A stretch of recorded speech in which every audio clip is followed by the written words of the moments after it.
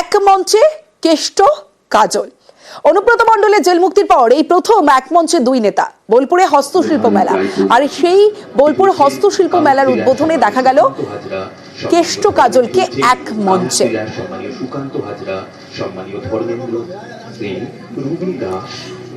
ইন্দ্রজিৎ রোজ রয়েছে আমার সঙ্গে, ইন্দ্রজিতের সঙ্গে কথা বলবো। ইন্দ্রজিৎ, একটাই প্রশ্ন আসে, তাহলে কি কাছাকাছি কেষ্ট কাজল? তুমি যেটা বলে রাখবো, অনুব্রত মণ্ডল এবং কাজল শেখ এরা দুজনেই কিন্তু রাজনৈতিক বিশ্লেষকরা বলে থাকে যে তারা দুই প্রান্তের দুই মানুষ, তারা একই দলের হলেও আর সেই দেখা গেল যে একই মঞ্চে, অর্থাৎ একে কোর কমিটির বৈঠকে দেখা গেছে বা রাজনৈতিক কোনো প্রোগ্রামেও কিন্তু তাদেরকে একই মঞ্চে দেখা যায়নি। সর্বসমক্ষে এই প্রথম অনুব্রত মণ্ডল এবং কাজল শেখকে বোলপুরে একটি হস্তশিল্প মেলা হচ্ছে এবং সরকারি উদ্যোগে সেই মেলাতে উদ্বোধক হিসেবে ছিলেন অনুব্রত মণ্ডল এবং সেই মঞ্চেই ছিলেন কাজল শেখ। অর্থাৎ আমরা দুজনকেই কিন্তু জিজ্ঞাসা করেছিলাম যে আপনাদের কি কোনো দূরত্ব ছিল বা দূরত্ব কি ঘুচে গেল, কোনো এই বিষয়ে অনুব্রত জানিয়েছেন যেটা সরকারি প্রোগ্রাম এবং অনুব্রত মণ্ডল যেহেতু এসআরডি এর চেয়ারম্যান রয়েছেন তাই তিনি এই মঞ্চে এসেছেন এবং সেই কথা অনুব্রত মণ্ডল এমনটাই তিনি কাজল শেখ জানিয়েছেন। কিন্তু তারা যে একই মঞ্চে এলেন, দূরত্ব ঘুচলো কিনা না সেটা কিন্তু দেখা গেছে কোনো এখনো পর্যন্ত অনুব্রত মণ্ডল জেল থেকে ফিরে আসার পর তাদেরকে কিন্তু একই মঞ্চে কিন্তু একই সঙ্গে তাদেরকে দেখা যায়নি। অবশ্যই বেশ ইন্দ্রজিৎ। দেখুন, সরকারি প্রোগ্রাম, ইনভাইট সকলের ছিল, যারা যাদের ইনভাইট ছিল সকলে এসেছে, এটা নতুন কিছু নয়। আমার সঙ্গে অনুব্রত মণ্ডলকে দেখা যাবে না এটা কে বললো আমাদেরকে?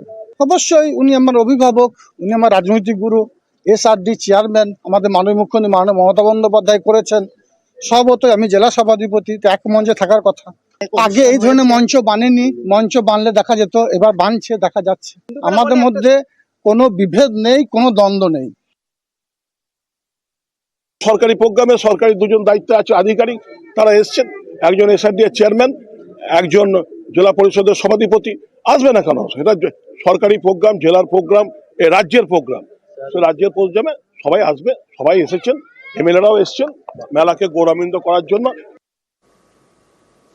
এবার জেলায় জেলায় বালি পাচার রুখতে তৎপরতার ছবিটা আপনাদের সামনে তুলে ধরবো, কারণ মুখ্যমন্ত্রী মমতা বন্দ্যোপাধ্যায়ের হুঁশিয়ারি, সতর্ক পুলিশ প্রশাসন, বালি পাচার রুখতে জেলায় জেলায় তৎপরতা। খড়িবাড়িতে পুলিশের জালে 1, বাঁকুড়ার জয়পুরে গ্রেফতার 5। এরই মধ্যে বালি পাচার রুখতে গিয়ে কুলটিতে বিক্ষোভের মুখে পুলিশ। বীরভূমের ডিএমকে ডাকছে বিধান, তোমার ওখানে যে গতিতে কাজ তুমি শুরু করেছিলে, হঠাৎ এমন কি হলো যে বালি সবচেয়ে বেশি পাচার ওখানে হচ্ছে? বীরভূম নিয়ে আমরা আগে যতটা খুশি ছিলাম, এখন কিন্তু আমরা ততটা খুশি নই।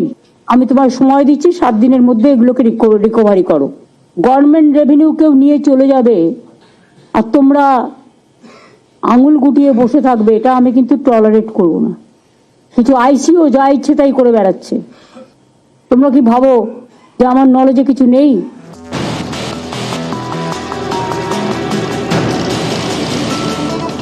বীরভূমে বালি পাচার নিয়ে বৃহস্পতিবার ধমক মুখ্যমন্ত্রীর, এরপরই তৎপর পুলিশ প্রশাসন, জেলায় জেলায় ধরপাকড়।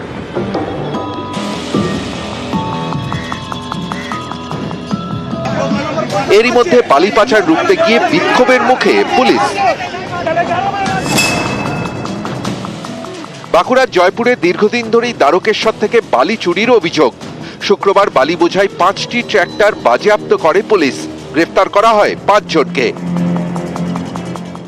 5টা ট্রাক্টর কোনো বৈধ চালান ছাড়াই বালি নিয়ে জয়পুরের দিকে আসছিল। তো আমরা যখন ওই ট্রাক্টর গুলিকে আটকাই, ওরা যেহেতু কোনো বৈধ চালান আমাদের কাছে প্রডিউস করতে পারেনি, আমরা ওই 5টা ট্রাক্টর এবং 5টা ট্রাক্টরের সাথে 5 জন চালক, তাদেরকে আমরা গ্রেফতার করি। বালি ভর্তি ট্রাক্টর গুলো আমরা থানায় সিজ করে রেখেছি। 2টো স্পেসিফিক কেস এটার এগেনস্টে হয়েছে। আজকে অভিযুক্ত যে ট্রাক্টর চালক যারা আছেন 5 জন, তাদেরকে থানায় কোর্টে পাঠানো হয়েছে। শিলিগুড়ি লাগোয়া খড়িবাড়ির ভালুকগাড়া, এখানে নাকা তল্লাশিতে আটকানো হয় বালি বোঝাই ট্রাক্টর। বৈধ নথিপত্র দেখাতে না পারায় গ্রেফতার করা হয় চালককে।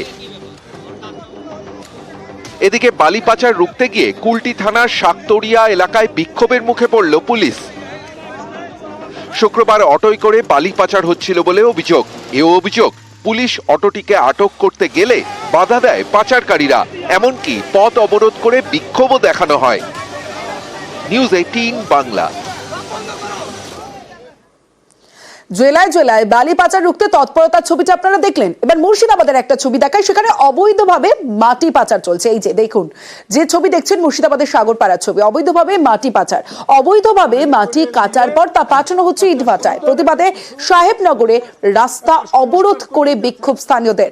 মাটি কাটার ফলে দামোশ বিলের পাড় ভাঙার আশঙ্কা করছেন তারা। পুলিশ প্রশাসনের মদতেই মাটি কাটার অভিযোগ। রাস্তা অবরোধের ফলে যানজট, যাত্রী হয়রানি।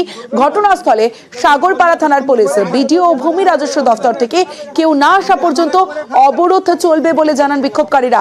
তারপরে অবিলম্বে মাটি কাটা বন্ধ না হলে বৃহত্তর আন্দোলনের হুঁশিয়ারি দিয়েছেন তারা। রাত্রে একটা মাটি কেটেছে, একটা ভাটার। চাইবো যে যাতে সুষ্ঠু, যেটা যদি কারো জমার জমি হয় সেটাই মাটি কাটুক, সে যদি বিক্রি করে। কিন্তু কোনো যদি সরকারি জমিতে মাটি কাটবে সেটা তো আমরা মেনে নেব না। রাত্রে যখন মাটি কাটছে সেটাও অবৈধভাবেই কাটছে। পঞ্চায়েত থেকে যা পদক্ষেপ নেওয়ার দরকার আমরা সেটা নেব।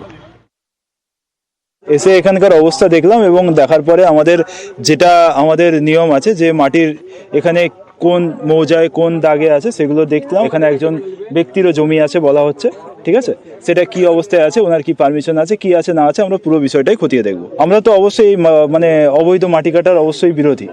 সেই অনুযায়ী আমরা আইনত যা ব্যবস্থা হয় সেই ব্যবস্থা নেব। মুর্শিদাবাদের ছবিটা দেখলেন, এবার কালনার ছবিটা দেখুন। রীতিমতো ক্যামেরা বন্দি অবাধে মাটি পাচারের ছবি। এভাবেই ভাগীরথীর চর কেটে মাটি পাচার হচ্ছে অবৈধভাবে, আর সেই ছবি ক্যামেরা বন্দি অবাধে মাটি পাচারের ছবি। বেশ কয়েকদিন ধরেই মাটি কাটা চলছে বলে দাবি স্থানীয়দের। প্রশাসনের অনুমতি নিয়েই কাজ বলে দাবি অভিযুক্তের। অনুমতিপত্র দেখাতে না পারায় মাটি কাটা বন্ধ। পুলিশের হস্তক্ষেপে বন্ধ হলো মাটি কাটার কাজ। আমরা এসে দেখছি এখানে কতিপয় ব্যক্তি বেশ কিছু লোক নিয়ে মাটি কাটছেন নৌকার মাধ্যমে। তারা বলতে চাইছে যে আমরা ইরিগেশনের কাজ করছি। আমাদের বিষয়টা হচ্ছে ইরিগেশনের কাজ সরকার টু সরকারের কাজ। যিনি কাজ করছেন তিনি পেন পেপার দেখাবেন, ব্যাস ওকে। কিন্তু আমরা পেন পেপার পাইনি বলে আমরা স্বাভাবিক কারণে প্রশাসনকে নজরে নিয়েছি, প্রশাসনের নজরে নিয়ে এসেছি। এবার প্রশাসন যেটা ভালো বুঝবেন করবেন, আমাদের যেটা কাজ সেটা আমরা করছি। এখানে পারমিশন আছে কাটার? মধ্যে এ তো মানে গভর্নমেন্টের কাজ না, এখানে আমাদের কাটতে গেলে তো একটা পারমিশন লাগে, লিগ্যাল ওয়েতে একটা কাগজপত্র তাহলে কন্ট্রাক্টর থাকতে পারে, ওরা যায়। আপনারা কতদিন ধরে কাটছেন? এই তো আজকে এখানে এসেছি। আজকে এসেছেন? এর আগে কোথায় কেটেছিলেন? ওই দিকে ওইখানে এই চরেই। আপনি কি টোটাল সাপ্লায়ার? না, আমি কিছু টোটাল করি না। আমি নৌকো দিয়েছি, আমার নৌকো দিয়েছি, আমাদের অর্ডার দিলে আমরা আসি, কাজ করি, এই হলো ব্যাপার, আমাদের কিছু না। সরকারি জমি দখল রুখতে কড়া পদক্ষেপ আগেই জানিয়েছেন মুখ্যমন্ত্রী মমতা বন্দ্যোপাধ্যায়। তারপরে বেলঘরিয়ার ছবিটা দেখাবো, কারণ বেলঘরিয়ায় সরকারি জমি দখলের অভিযোগ। কোথাও সরকারি জমিতে ইমারতি সামগ্রী রেখে দখলের চেষ্টা, আবার কোথাও সরকারি জমি বিক্রির চেষ্টা। অভিযোগ স্থানীয় তৃণমূল কাউন্সিলরের অনুগামীদের বিরুদ্ধে। তিনি অভিযোগ মানতে নারাজ। অভিযোগ খতিয়ে দেখে ব্যবস্থার আশ্বাস দিয়েছেন কামারহাটির পুরপ্রধান।